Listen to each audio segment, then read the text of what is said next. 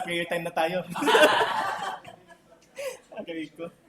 Okay, so salamat sa Diyos sa atin pong mga testimonies. So talagang multifaceted, ang pagkilos po ng Panginoon sa iba't ibang areas ng ministry, sa ating mga personal na buhay, sa mga ibang churches, ibang pastors. So talagang lahat po ay ginagamit ng Panginoon. For the betterment ng ating gawain. So, yun naman po talaga ang ating ipinapanalangin sa Diyos. So, maka-encounter po tayo ng mga ibang mga churches, ibang mga pastor, makarinig tayo ng kanilang mga problema at mga aral, kung paano nila lalampasan yung mga problema na yon, as well as yung discernment, kung ano yung kanilang mga practices, kung ano yung kanilang mga paniniwala sa ibang issues. So talagang ginagamit po ng Diyos ang lahat ng yon para sa ating ikatututo. And even po sa ating mga pangyayari o personal na buhay po natin, so ginagamit din po ng Panginoon upang ipabatid sa atin talaga na hindi lahat ng nandito sa mundo ay permanente. So kahit man tayo, ang ating buhay ay hindi po permanente. So pinagpapasalamat lang po natin is nakilala po natin ang Panginoon. So tayo po ay nakasumpong ng kaligtasan sa biyaya po ng Diyos. At may mga tao din pong ginamit ang Panginoon para makarating po ito sa atin. Kaya it's better na magbalik tanaw din tayo dun sa mga tao na ginamit ng Panginoon. So sa case nga po ni Sister Malin, na ginamit ng Panginoon ay si Sister Dor, Pastor Boy, kanyang mga biyanan. So na ngayon ay nasa Panginoon na. So ganun din sa atin So pinagpapasalamat natin sa Diyos yung mga taong ginamit para makarating sa atin ang kanyang salita. Kahit man sila ay wala na at sila ay nasa piling na ng Panginoon.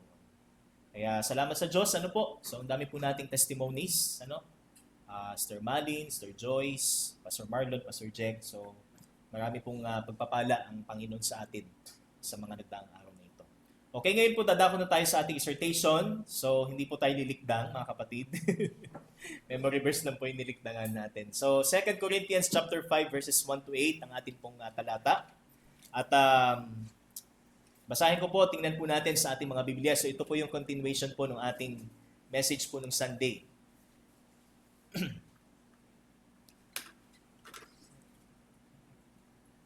Basahin ko po, tingnan po natin mga kapatid. 2 Corinthians chapter 5 verses 1 to 8. For we know that if the tent that is our earthly home is destroyed, we have a building from God, a house not made with hands, eternal in the heavens. For in this tent we groan, longing to put on our heavenly dwelling.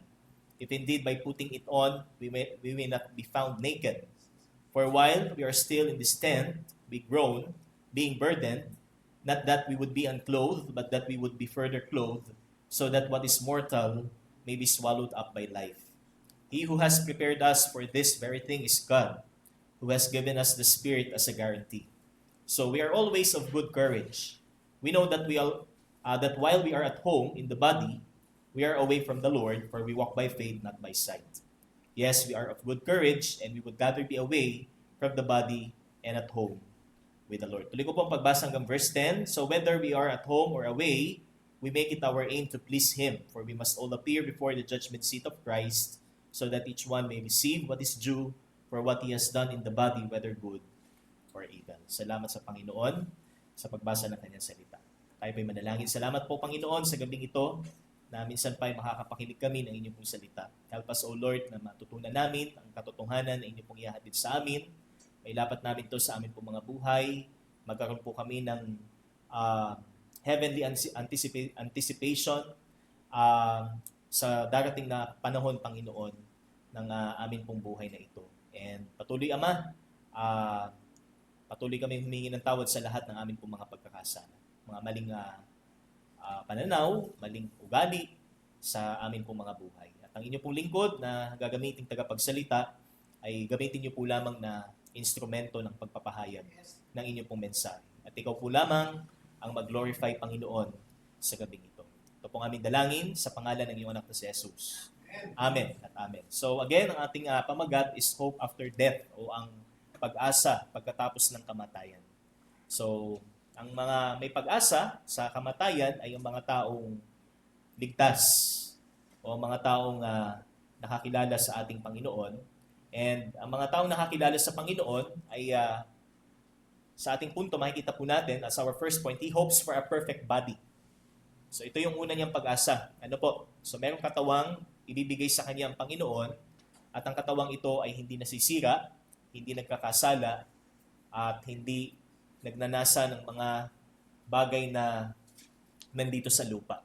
Kundi ang kanyang minimithi ay magbigay pugay sa Diyos at purihin ang kanyang banal na pangalan magpasawalang hanggan. So, yan yung ating first hope. Ano po? Sa darating na panahon. So, meron po tayong katawan na tatanggapin mula sa Diyos. Hindi ito kagaya ng ating katawan na meron tayo ngayon na nagkakaroon ng karamdaman. Kapag halimbawa ay tinamaan po ng cancer, so siya ay nagiging maputla, ano? So nag-iiba ang kanyang complexion, nag-iiba ang kanyang itsura. So kitang-kita ho na meron siyang karamdaman. And kapag siya ho ay anxious, so marami din po itong epekto sa ating katawan. Pero itong katawang ito ay wala ng pag-aalala o kabalisahan o karamdaman. Kaya we have our earthly home, so that is our physical body, but in eternity, we will have our heavenly building. So, meron pong gusali, na kung saan ay ibibigay sa atin ng Diyos at ito ay ang ating katawang hindi nasisira. Next is He hopes for a perfect life. So, siya ho ay umaasa rin sa isang perpektong buhay. So, hindi ho sa mundong ito natin matatagpuan ang perpektong buhay, kundi sa langit na bayan lamang. At sa buhay na ito, sabi dito, there will be a clothing. So mula po sa metaphor ng building or home, so ginamit naman po dito ni Apostle Paul ang clothing to rebut the belief about dualism na espiritu lamang ang pupunta doon sa eternity at walang katawan. So, kasi nga, yun yung Gnostic belief na ang katawan ay masama, or matter is evil, and spirit is good. So, yun kasi yung basic belief ng Gnosticism. At yan din po yung kanilang pinanghawakan. That's why they do not believe about the resurrection of the body. That is the glorified body. But sinabi po ni Apostle Paul na meron pong katawan na ibibigay ang Diyos para sa kanyang mga anak. And sabi dito, presently, we are being burdened for the future glory. So, in preparation for our glorification is meron po tayong groaning. So, at present. So, tayo po ay naghihirap, tayo po ay nagkakaroon ng iba't ibang trials sa buhay na para mas makita natin yung pangako ng Diyos. Hindi ho yung na parang tayo ho ay sinusumpa ng Diyos. Although, ang tunay na nasa ilalim ng sumpa is those or, sabi nga, hindi naniniwala sa ating pong Panginoon. So, yan po yung sinabi. And as we continue, if death is imminent for all people, glorification is imminent for all believers. So, kung ang kamatayan po ay nakaamba sa lahat ng tao, ang nakaamba naman sa mga ligtas, hindi lang kamatayan, kundi ang kaluwalhatian. We have studied that glorification has promised to us a perfect body and a perfect life. No more aging and sickness pertaining to our future body. No more suffering and persecution to endure in our future life with the Lord. It's indeed a blessing beyond measure, not worth comparing to anything that is in the world. So, yan yung ating perspective. Kaya, kung maalala na po natin sa Colossians, sabi doon, let us set our minds on things which are above, diba? And seek things which are above where Christ is. So, kailangan, ang perspective natin bilang Kristiyano is makalangit. And ito ay may kinalaman sa Panginoon, may kinalaman sa walang hanggan. Hindi sa mga bagay na temporal lamang o panandalian. Transient. And Apostle Paul continues to speak of his hope. So, hindi lang po 2 punto ang ating makikita. Sa passage po natin, we have 4. And the next 2, we have number 3. He hopes for a perfected purpose. So, isa sa bigat ng pag-asa ni Pablo para sa kaluwalhatian na siya'y pagkakalooban ng katawang hindi nasisira, na ito'y katawang panlangit, is that it is purposed by God from eternity to eternity. So ito po yung makikita natin sa verse 5. He who has prepared us for this very thing is God. So this is according to God's purpose, not someone else's purpose. Hindi ito purpose ng mga ninuno ni Pablo o ng Israel, but God. Kaya sabi dyan, from eternity to eternity, everything happens according to God's sovereign plan. So since we believe that God is in control of everything, we believe na tayo po ay tatanggap ng katawan mula sa Panginoon. At ito ay hindi na nagkakasala at hindi na nasisira. Amen? So, ang kapag-asa po ni Pablo is yielded. Paul's hope is yielded to the one who prepared it all. And that is God, ang ating Panginoon. He redeemed us not only for our justification and sanctification, but glorification. So in the purpose of God, makikita natin that the purpose is not only in order for us to be justified, para tayo po ay mapawalang sala o patawarin sa ating mga kasalanan, tayo po ay ideklarang matuwid sa hukuman ng Diyos, at hindi lang din upang tayo ay ibukod ng Panginoon para sa Kanya, kundi tayo po ay magtamo ng tinatawag nating kaluwalhatian or glorification. At yan ay makikita po natin in Romans chapter 8 verse 29 hanggang verse 30. For those whom He foreknew, He also predestined to become conformed to the image of His Son. So God's purpose is in order for us to be conformed to the image of His Son. Maging kawangis tayo ng Kanyang anak, and makikita po natin that so that He would be the firstborn among many brethren, and those whom He predestined, He also called, and these whom He called, He also justified, and these whom He justified, He also glorified. So that is the moment. Ito yung talagang takdang panahon na tayo ay maging kawangis ng Panginoong Jesus. And that is glorification. Kaya mga kapatid, tayo ba'y naniniwala rito? Do you believe this? That those whom He called, He also justified, and these whom He justified, He also glorified. Amen? So, God will surely take us to become conformed to His Son through a glorified body. So, according to the eternal purpose of God, mga kapatid, kaya ganun na lang ang pag-asa ni Pablo sa kanyang buhay.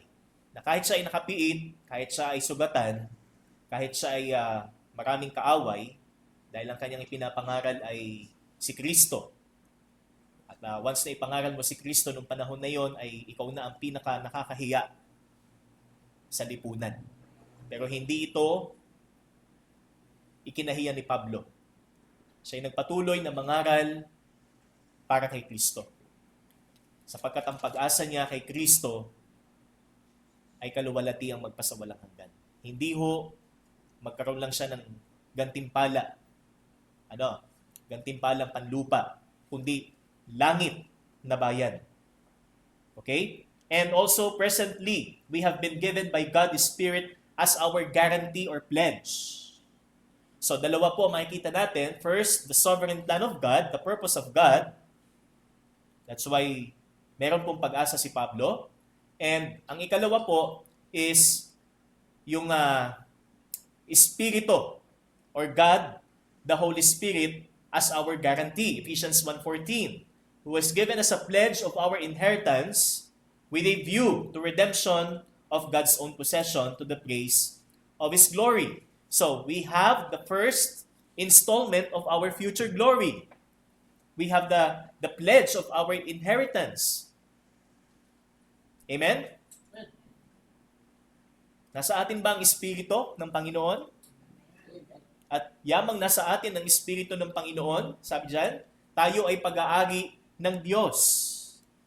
At ang pagiging pag-aari ng Diyos sa atin ay hanggang sa walang hanggan, towards glorification, towards eternity. Kaya sigurado ho ang sinabi ng Panginoon na tayo ho ay pagkakalooban niya ng katawang panlangit. Hindi lang ho ka-espiritu. Okay? Kaya mga kapatid, wala hong puwang, sa puso ng isang iniligtas ng Diyos para siya ho ay magduda patungkol sa turong ito. Na kung siya ba ay magkakaroon ng katawan na hindi nasisira, katawang panlangit, o katawang hindi nabubulok. So ito po ang sabi ng Biblia. Since na ito po ay pangako ng Diyos, ayon sa plano ng Diyos, at sa kapangyarihan ng Diyos, ito ho ay mapapasa atin. Siguraduhin lang natin na nasa atin ang Panginoon. Na tinanggap natin siya bilang Panginoon at tagapagligtas. So that is number 3. And last, number 4, he hopes for a perfect residence or perfect dwelling. In verses 6 to 8, we are always of good courage. We know that while we are at home in the body, we are away from the Lord, for we walk by faith, not by sight. So ito po makikita natin. In light of the preceding verses, Paul states that he is always of good courage. There was never a time na hindi po siya sabi dito, of good courage because nasa Panginoon siya. And his hope for a resurrected, glorified body is unwavering. And the action of that hope is shown in two important things. First, he said, we walk by faith and not by sight. That's why in his present dwelling, he walks by faith. Kaya, kumusta ho ang ating paglakad ngayon? Tayo ba'y lumalakad sa pananampalataya? O baka we are in doubt because of what we see nowadays. Natatakot na tayong magpatuloy sa paglilingkod sa Diyos kasi nakikita na natin yung threat, yung banta sa mga Kristiyano, yung teknolohiya na maaaring gamitin laban sa atin sa darating na panahon. Di ba? But here, sabi dito, he walks by faith. So the faith walk of Paul is demonstrated by his constant longing for God. Lagi siyang humahanap sa Diyos. Lagi niyang hinahanap ang presensya ng Panginoon at hinahangad din niyang matapos na ang pagkahiwalay sa Panginoon. That is faith. Ito po ang pananampalataya. Kagaya po ng sinabi ng isang theologian, na sa kalendaryo daw po ng mga Kristiyano ay meron lamang 2 araw. Ano po yung 2 araw na yon? This day and that day. Ang araw na ito at ang araw na iyon. So ang araw na ito ay ang kasalukuyan at ang araw na iyon ay ang araw ng paghuhukom para sa mga mananampalataya. So, yan po yung nakita natin in verse 10. Binasa po natin kanina.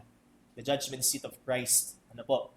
We call it Bema judgment. Ito yung para sa mga ligtas o para sa mga Kristiyano. It is separate or different dun sa isang judgment, yung tinatawag na Great White Throne judgment. So, we have only 2 days in our calendar, this day and that day. Our understanding of our future judgment, that is that day. Kaya, how is your this day? How is your today as a Christian? And your outlook for that day. Paano natin tinatanaw ang araw na iyon bilang isang Kristiyano? Yan ang nagpapatunay na tayo lumalakad sa pananampalataya at hindi lamang sa nakikita natin. Ano po? So, next, presently, he prefers an eternal dwelling with the Lord. Verse 8, we are of good courage, yes, and we would rather be away from the body and at home with the Lord. Mas nanaisin ko pang umalis, mag-depart sa katawang ito. So that is the physical body, the flesh. And at home with the Lord. At umuwi na ako sa tunay kong tahanan. Yan ang damdamin ng isang Kristiyano. So again, he prefers an eternal dwelling with the Lord. So Philippians 1:23 echoes this. But I am hard-pressed from both directions, having the desire to depart and be with Christ. Paul had the desire, or was having the desire, to depart and be with Christ, for that is very much better para sa kanya. Ito ang mas mainam. Ito ang mas mabuti para sa akin. Di ba? Kasi walang hanggan na yun eh. Eh dito may hangganan. Ano? Kahit man sabihin umabot tayo ng 80 o 100. Ano? 100. Is that worth comparing sa walang hanggan, sa presensya ng Diyos? Ano po? For a saved Christian, it is better for him to die and be with God for eternity rather than to live with the tendency of separation and sin to God. So ano po ang preference natin? Ang mamatay, kapiling ang Panginoon sa walang hanggan, o ang mabuhay na meron pa ring posibilidad na tayo ho ay mapalayo sa Diyos at magkasala laban sa Diyos? Ito ang buhay dito sa mundo. Samantalang doon sa presensya ng Panginoon, wala na. Hindi ka na mapapalayo sa Panginoon. Hindi ka na magkakasala. Ano? Yun po yung buhay na naghihintay para sa atin. Ano po? Kaya yung isang hymno, ano po sabi doon? We are prone to wander and we are prone to leave the God that we love. Kaya ang kanyang panalangin, here's my heart, itong aking puso. Panginoon, kunin mo at selyuhan mo. Seal it for thy courts above. Sa panahon ng ating pagkakalayo, pagkakasala sa Diyos, ano ba ang ating panalangin? Ano ba ang ating burden?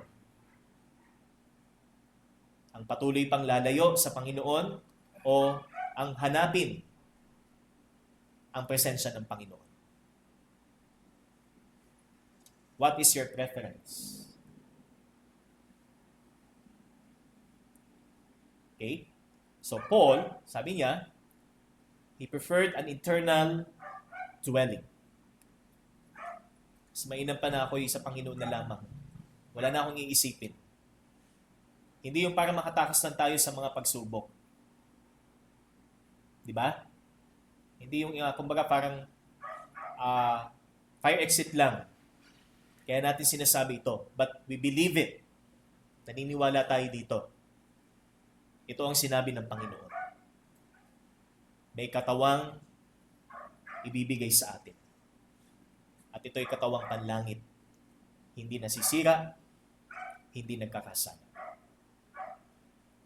Okay? So that is number 4. He hopes for a perfect dwelling or residence. Kahit man sabihin natin wala tayong magandang tahanan o bahay, yung ating awit kanina, kahit na kubo, kahit gawa sa sawali, ang ating bahay, pero sa langit, sinabi ng aklat ng Juan, Kabanata 14. Tingnan po natin. Let not your hearts be troubled. Believe in God, believe also in me. In my Father's house are many rooms. If it were not so, would I have told you that I go to prepare a place for you? And if I go and prepare a place for you, I will come again and will take you to myself, that where I am, you may be also. Hindi ba tayo nagagalak kapag binabasa ho natin ito, mga kapatid? Ito ho'y magandang basahin kapag tayo ho ay may pinagdadaanan sa buhay pananampalataya. Sabi nga, on process or on progress ang paggawa ng Panginoon, ang paghahanda ng Panginoon ng dakong kalalagyan ng kanyang mga anak. At sa takdang panahon, siya'y muling bababa at tayo ay isasama niya kung saan siya naroon. Di ba? Kaysa naman ang sa mundo sa atin ay hindi ang Panginoong Hesus. Mas mainam po. Kung tayo nasa Panginoon, ito ho ang ating inintay. Ito ho ang ating pinananabikan. Ang pagbabalik ng Panginoon. Kaya si Kristo, for our conclusion, is our hope after death. Jesus is our hope after death. Mapabuhay man o kamatayan, iisa lang ang pag-asa natin. Ang Panginoong Hesus lang. Kaya tayo man ay nanghihina o nasa panahon ng kalakasan sa ating buhay paglilingkod sa Diyos o sa ating pananampalataya sa Panginoon. Siya ang ating magpasawalang hanggang pag-asa. Kaya patuloy tayong mabuhay sa pag-asang ito, mga kapatid. Amen? Pagpatuloy tayo para sa hinaharap kasama ang ating Panginoon. Tayo po'y manalangin. Aming Diyos, salamat sa iyo pong salita, sa muli po ninyong pagpapaalala sa amin, sa pag-asa na meron po ang bawat mananampalataya. Na patuloy kaming mabuhay para rito at patuloy kaming sumunod lamang sa iyo pong salita. Mabuhay kami para lamang sa iyo at patuloy naming itanglaw ang kaliwanagan ng inyo pong pagliligtas. Salamat pong muli sa mensaheng ito at itinataas ka namin sa lahat ng ito sa pangalan ng iyong anak na si Jesus. Amen at amen. Purihin po ang Panginoon.